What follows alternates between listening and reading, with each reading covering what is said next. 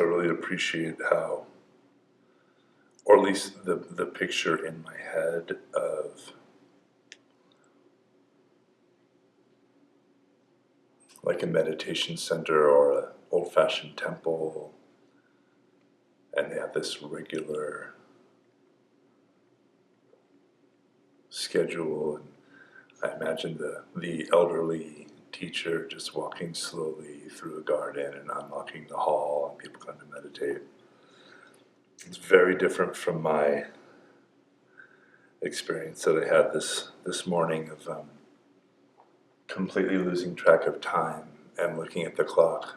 I'm just sitting on my couch kind of looking at the material, and I'm like, the numbers aren't reading right. If that's clock is right, I'm an hour behind. And I like grab my stuff and race out the door and head over here, and I'm still in that kind of chemical situation neurologically of blind panic. So I'm kind of trying to calm down a little bit. Breathe deep. Thank you. I'm going to do that right now.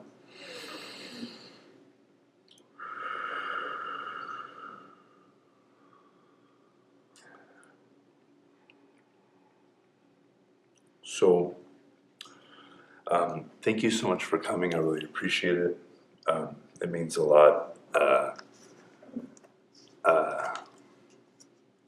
Just by way of saying, everybody here knows me at least enough. My name is Franz, and serving at Long Beach Meditation has been one of the most spiritually fulfilling times in my life. It's been a time of profound growth, and that happens because of you. So anything that I say that is of service to you, it's yours forever, and I stole it anyway. I only steal from the best, and hopefully I've curated it well and I can deliver it in a way that is helpful to you, and may it be of service to you, and may it make you happy and be of great benefit to you.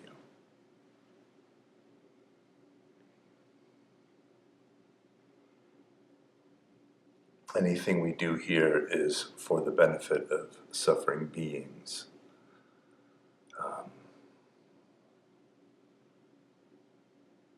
I like to, I have, due to personality, I have certain ideas about myself, certain stories I tell myself, or ways I would like to be. I would like to be smart, learned, etc., etc. But the only reason for me to actually be here and get real benefit from it is to serve you. And it is my prayer today and every day that your practice and my practice is for the benefit and happiness of living beings throughout all time. And may today our practice that we share, may it be for the benefit and happiness of all beings everywhere.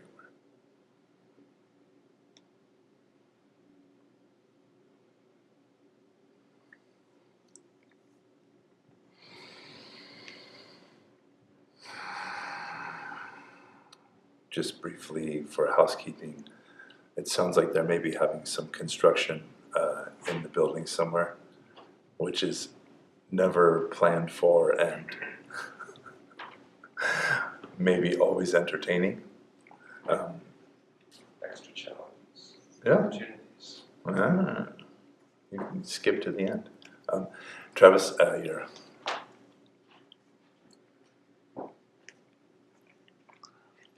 Yes, sir. Nice mug. So we will just let that be exactly as it is. And just the last point by way of housekeeping, I trust that you will go to the bathroom when you need to, get tea, get water, get a breath of fresh air, grab a blankie, whatever you need to be comfortable. It makes no sense trying to practice this way, which is a way of comfort and ease and relaxing into our natural state, if we're not actually doing that in a practical, embodied way. So, to begin, I want to invite you to settle in whatever way is comfortable for you.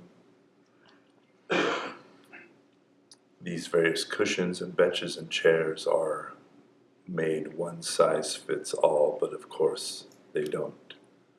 So again, it behooves you to find a way of holding your precious human body, which is the vehicle of liberation, in a way that is kind and conducive. The primary instruction being finding a way of sitting where the skeleton is doing the lifting, and you can come to rest.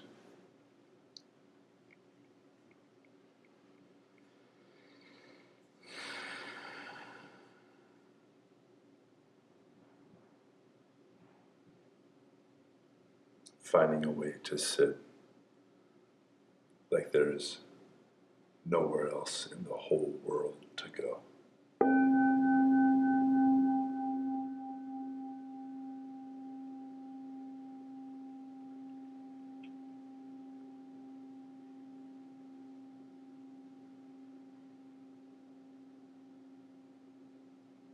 Nothing else in the whole world to do.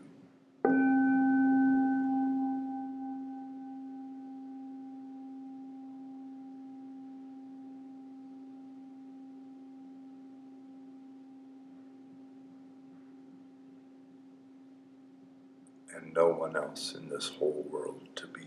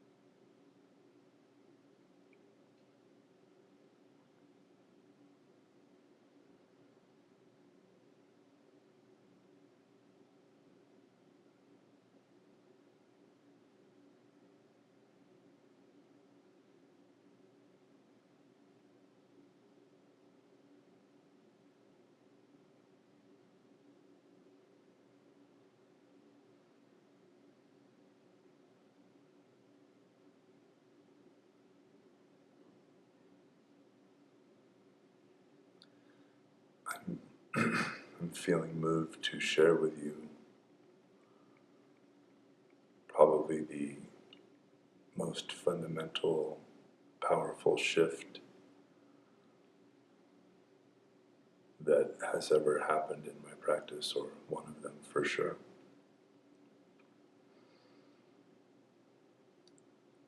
I was trying to meditate one night when I couldn't sleep, and the world seemed very noisy and active. And I was trying to meditate and being very disturbed by all the sounds in my neighborhood and even sensations in my body.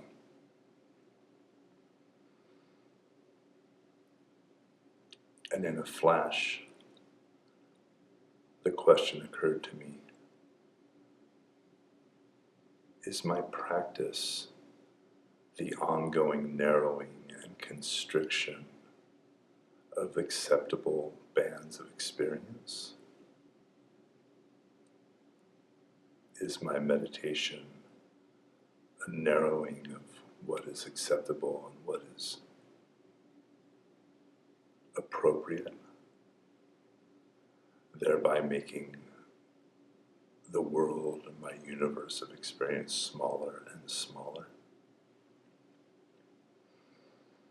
Or can my meditation be an ever-widening, spacious, loving acceptance of whatever is arising in the whole cosmos at large,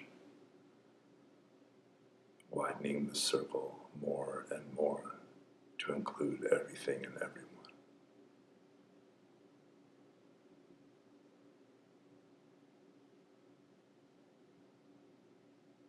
So while we sit in this hall and workers are diligently repairing this ancient and beautiful temple to kindness and love, I invite you into this orientation that there is nothing outside of the circle of your practice and realization.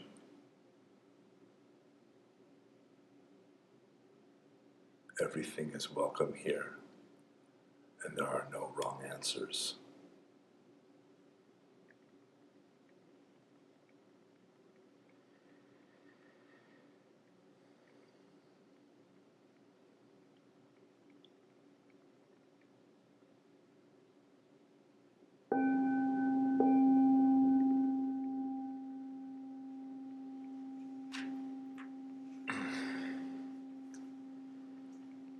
So, I invite you to stay exactly as you are, or move or shift as you like. I want to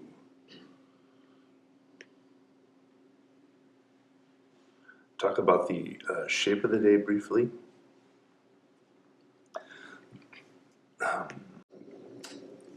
The first part of today is going to be a recap of some of the information from the first session, which not only is useful in itself, but also is useful for folks who weren't here, and or is an opportunity for me to try again to really get across the information that I wanted to get across. And I just want to mention and remind everybody that this practice, and even just this orientation that the Buddha presents, goes against the stream. It is counterintuitive. It is, it's a topsy-turvy read on the world and our way of being in the world. So you may not be able to hear it once and then completely internalize it, integrate it, and then fold it seamlessly into your precious life.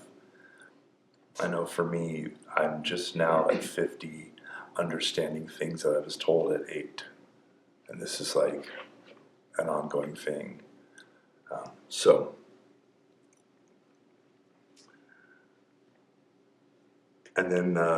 we'll do a recap, and then Q&A and discussion, and then our first kind of longer form meditation, which will be guided and then silent, and kind of hovering around or orbiting around the axis of letting go, of releasing,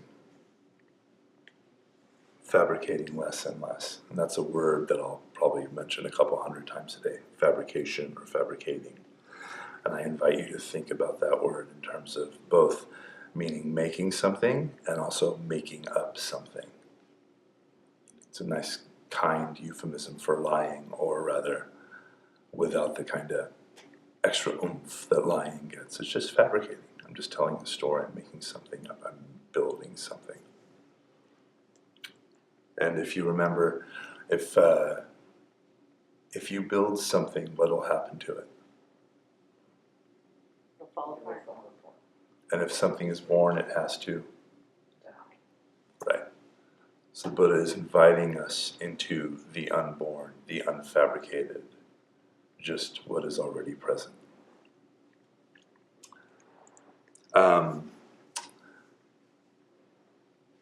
maybe I have a whole description of the whole day, and maybe we'll just stop there. But basically, that's how the day is going to be arranged. Chit-chat, discussion, sit, break, and lots of tea and cookies throughout. So, be mindful of your blood sugar level and, needing a break. And if I am too quiet or say something that's completely asinine and bizarre and you want to hear it again or make me explain myself, feel free. And it's my job to keep us on schedule. I've got a schedule here, I've got a clock there, and I'm going to do it this time. Because I love talking to you guys. So if you've been here on a Monday night, and I'm like, oh yeah, there's 2 meditation blocks and discussion in between, and then all of a sudden I look at the clock and I'm like, there will be 1 meditation block tonight because I enjoy talking to you guys. Okay. All right.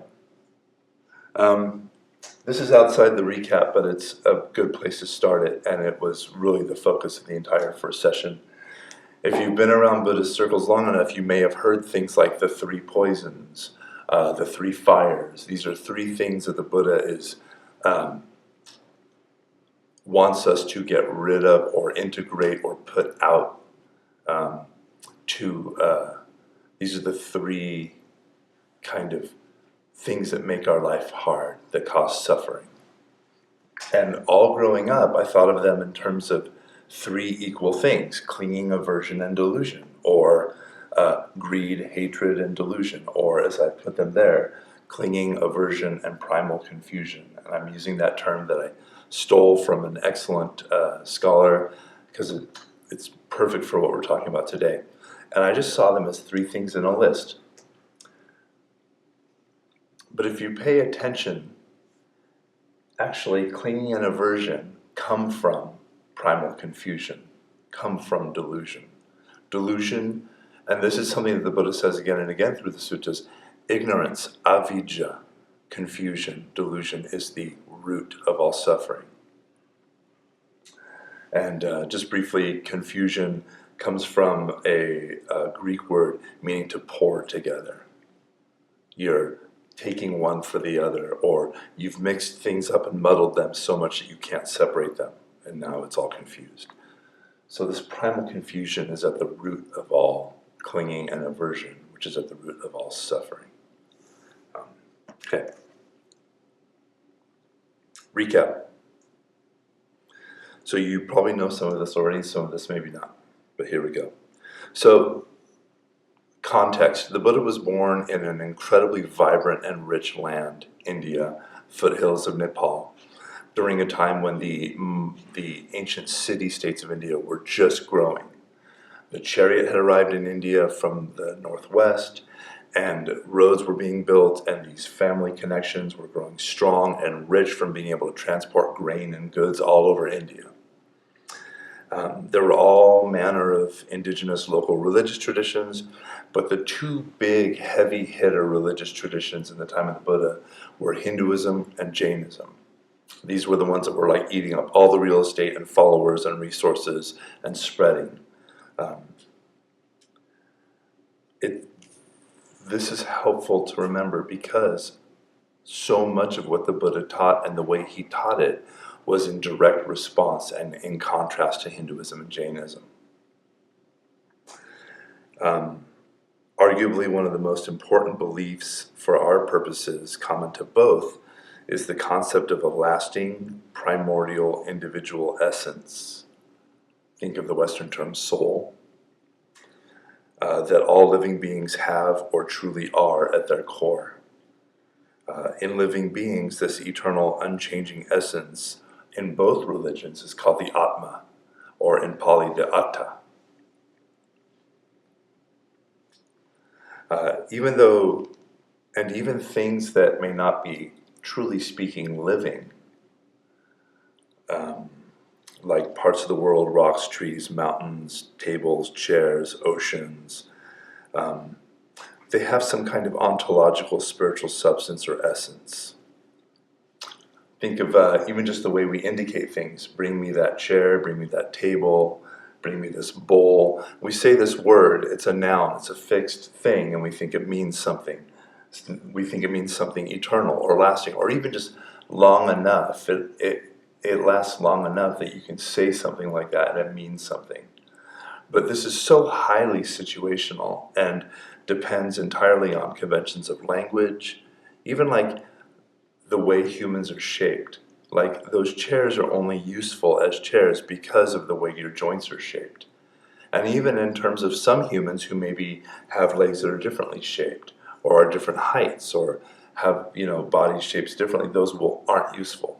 They're not chairs to them, actually. They're only chairs in the word, in the convention. In Sanskrit, this idea of a lasting essence, or the way something is, the isness of it, is called svabhava. It means essence, self-essence, their self-nature. So, to give a breakdown of what I just said, the true nature or essence of a thing is its svabhava. In living beings, that svabhava, that self-essence, is the soul, the self, the Atman.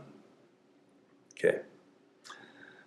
Like a rock has rockness, or water has wetness, etc., etc. It's the way a thing truly is in and of itself. But the Buddha says, hang on. Any supposed self-essence in us, or anything at all, is a cognitive error, an illusion. Why? Because there is absolutely nothing that is in and of itself.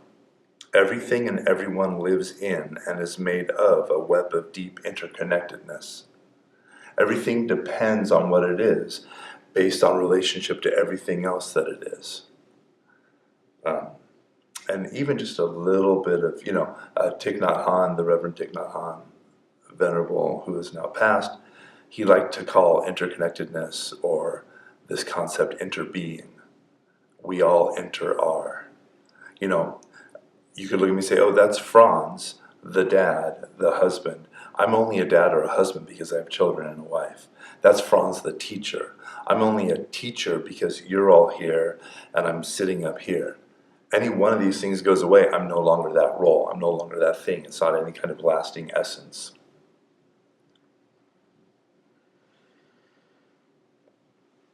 So there's nothing in and of itself. Everything and everyone is made of and is situated within a deeply elegant, interconnected web of everything else in the whole universe.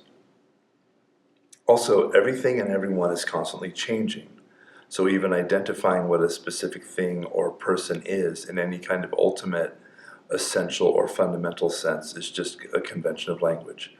It doesn't have any true existence or ultimate final reality. Remember, everything is a process, not a product. Everything. I don't know why it blew my mind so much, but I remember hearing a vintner, a winemaker, say, actually, there's no such thing as wine. There's fruit juice on its way to becoming vinegar. And we just kind of say here, and we grab it, and we put it in a metal container, and we do a certain process to keep it this way, and then we bottle it, and then we ship it out. But we're just slowing that process, and eventually it'll be vinegar. You wait long enough, and then it'll evaporate, and it'll, be the entire universe like it was again. Anyway, so and that's the way it is with everything.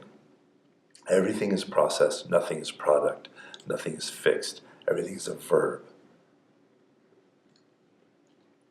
So the Buddha says the world and everything in it, including the person experiencing the world, is empty of any self or lasting essence. And this is where we get this idea from the Buddha of anatta, non-self. At this point, I want to mention the classical definition of an illusion, which I think is really helpful. When I was young and involved in meditation, I would hear the word illusion. The world is an illusion, this is an illusion, that's an illusion. And I would hear not real. I would hear fake or non-existent. That's not what an illusion is. And this is so, I feel like when I got this was a real linchpin in my understanding this idea. An illusion is when the way something presents itself and the way it really is are different. That's the crucial piece. It's not that there's no such thing here, there's no thing here, there's no teacher, there's no person, there's no guy with a beard. It's that the way I'm presenting to your cognitive abilities is very solid and very lasting and very stable. But actually, I'm not. And I'm only this way to you because of how we are in relationship right now. Our cognition plays a trick on us. It takes things to be solid and lasting and real. And then we engage in this tete-a-tete, this relationship with it. And it even reifies, makes ourselves seem more solid. There's nothing that'll make me more solid than driving on the freeway and some car cuts me off or races by me with a Trump 2024 sticker on it. I get real solid. I know exactly what that guy's like, and he's different from me, and I'm not like that. And all of a sudden, me and this guy are like, in my head, fighting each other for the soul of America. It's ridiculous. It's just a truck.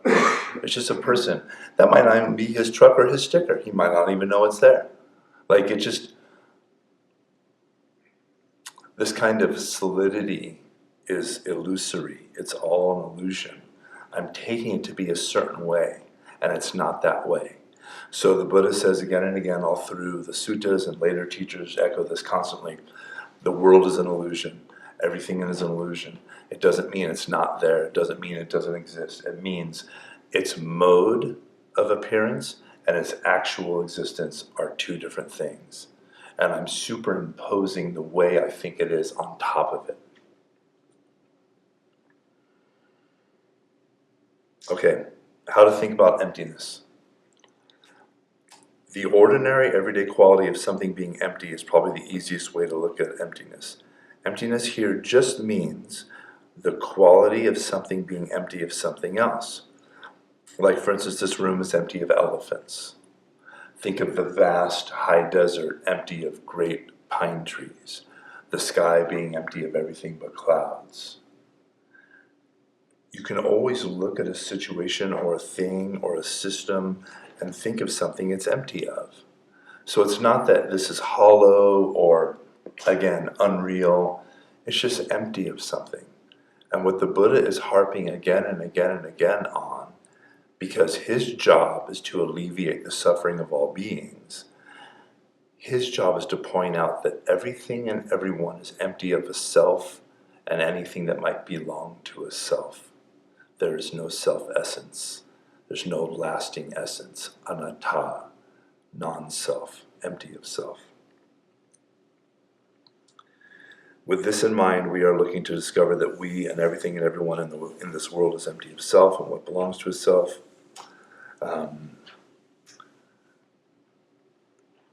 Which is actually a much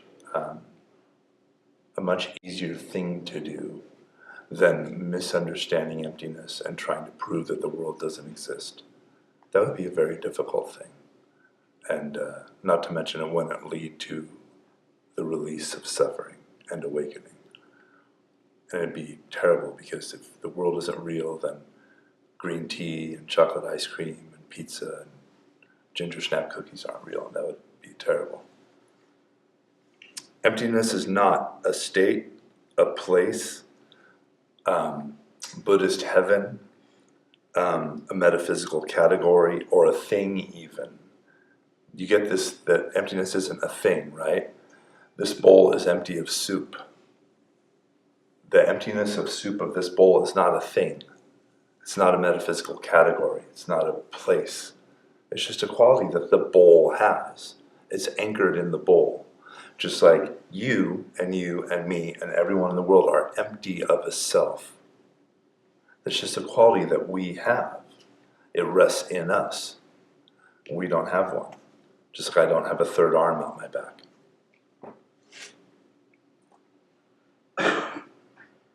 Why does this matter? It's almost impossible to overstate how pervasive and deep the illusion of self affects us. Not only cognitively, but actively, morally, ethically, and socially. I'm going to check my time. Okay, we've got 10 minutes, y'all. Remember, we aren't a bunch of philosophers sitting in caves just thinking about this. We are people acting in and on the world and the people all around us. Our choices have deep consequences for ourselves and all beings with which we are in relationship. This is another part of the emptiness, right? The interconnectedness, the interbeing of everything with everything else. Clinging to the self-illusion skews all of our choices and cognitive functions and relationships with the world and her people. How?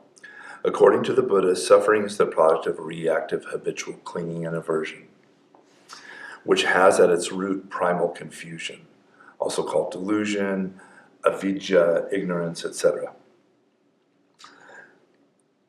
The primary delusion, the primal confusion identified the Buddha, is the self-delusion. And this is kind of like, for the Buddha, this is the linchpin of everything that causes suffering. Defining and reinforcing and storytelling and narrating and propping up this self gives rise to the cognitive errors and distortions that give rise to suffering. But when I realize my emptiness, my lack of self, and the emptiness and lack of self of everything and everyone around me, it renders the whole world and all of its things and people, money, careers, possessions, relationships, cars, social standing, etc., just as they are.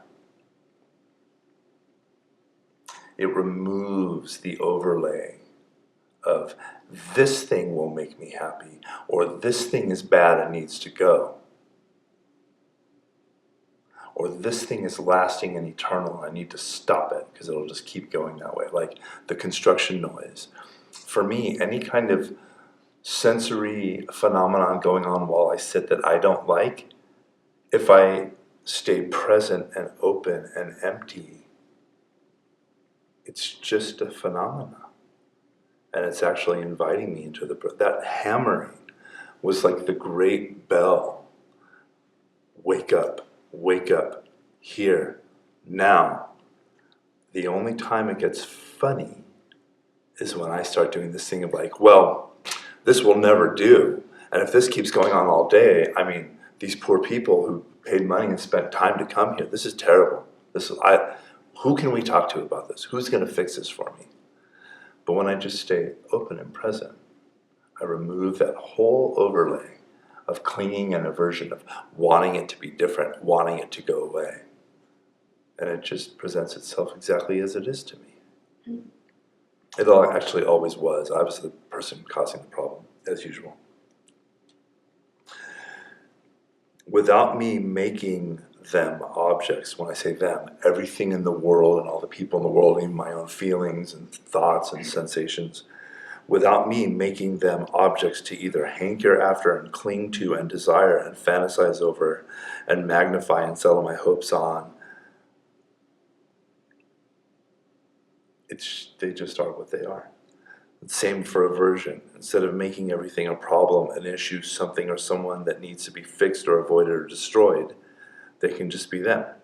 And I am free to relate to them as they actually are in the moment skillfully.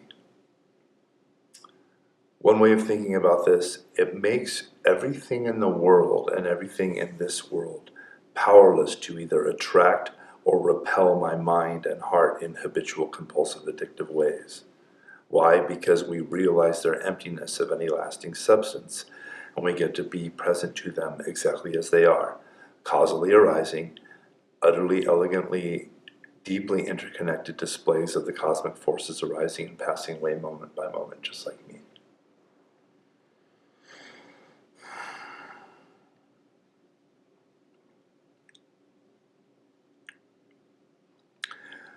Back to the illusion, because this is a valuable one to me. Think of a mirage. When I look at a mirage, it's real in that my eyes are detecting it. My eyes are seeing these bands of shadow as water.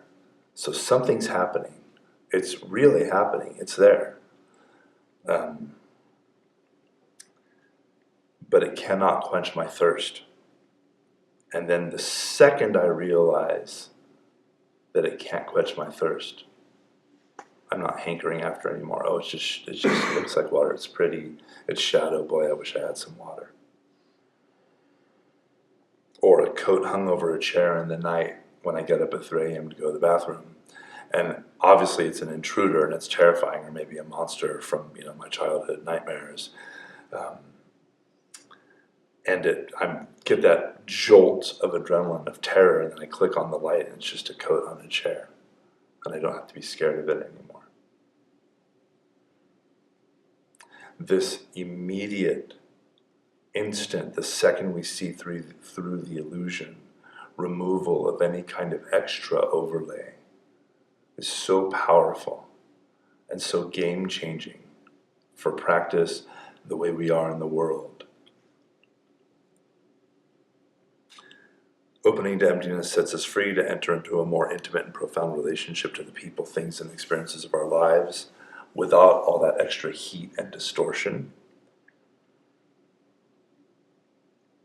This is the revolutionary understanding that the Buddha hesitated to present after his culminating awakening experience.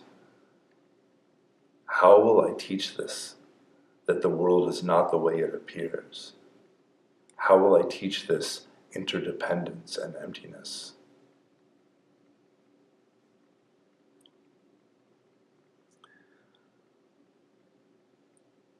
I can skip that. And this is what the Buddha is on about when he's talking about dispassion or disillusionment, letting go, nirodha, cessation.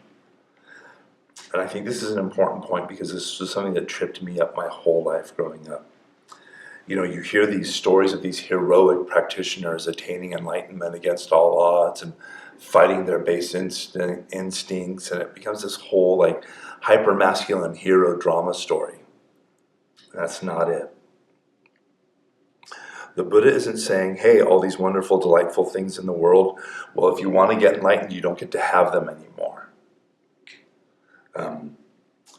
In fact, any desire at all for any of these wonderful things will prevent you utterly from awakening at all. Oh yeah, and that reminds me, any of these terrible, scary, and awful, horrible things that you don't want, well, if you want to get enlightened, then you can't have any aversion towards any of these. Obviously terrible and horrible, awful, scary things like death, like the passing of a loved one.